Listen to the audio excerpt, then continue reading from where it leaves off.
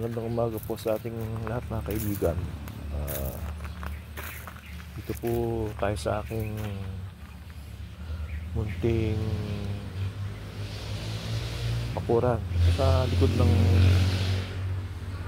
ng bahay lang. Pakita ko sa inyo yung pinaayos kong bakod para maging safe tayo dito sa ating munting bakuran.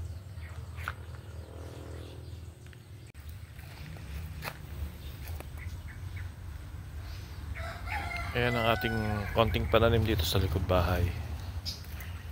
Ayan.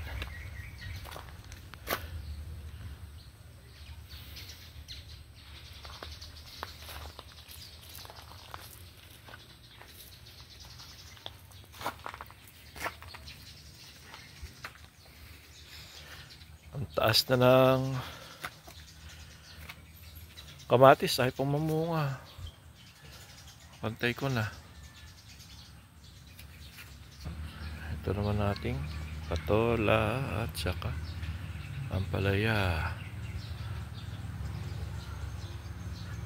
Yan, sana magtuloy na yung pamumunga nila. Yan.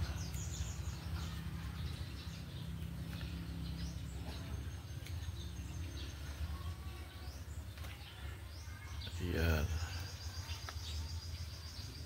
Konti lang sila. Ito naman yung inaayos nating bakod. Yan. Napalitan ko na ng konkreto, poste. Ayan.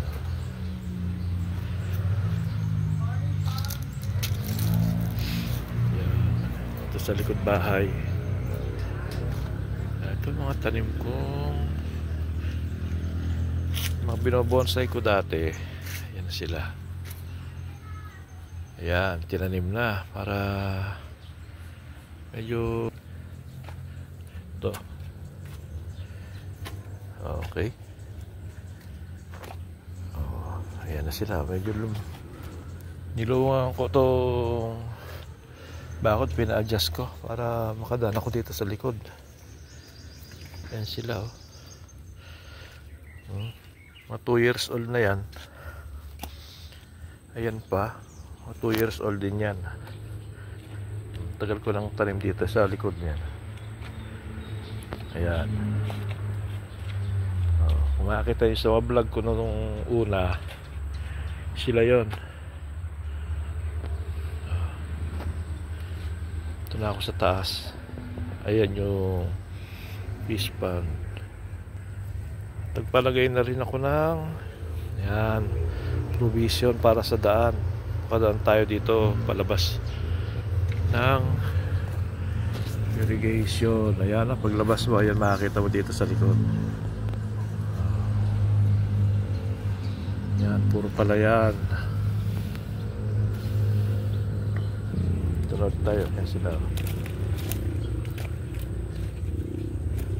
Yan. Ayun, kaikot na tayo. Maliit lang itong lupa pero pwede natin pagyamanin to. Pwedeng magtanim ng marami. Ayan. Ito na yung bakod. Matibay na. Hindi gaya dati na ayan, kahit tagni okay na siya. Ayun siya, may mga gabi pa. Ayan. Tingnan dito sa side naman nato. Yun. At ito yung may gabi. Ayan, kung nakita nyo itong isang puno na to, ito yung kauna-unahang tanim dito. Mas nauna pa yan kaysa dun sa mga nasa bandang taas. Pandan. Bango ang pandan, maamoy. Kamote. At yan lang po lahat yung aking pakikita sa mga susunod na vlog. Meron ng pagbabago.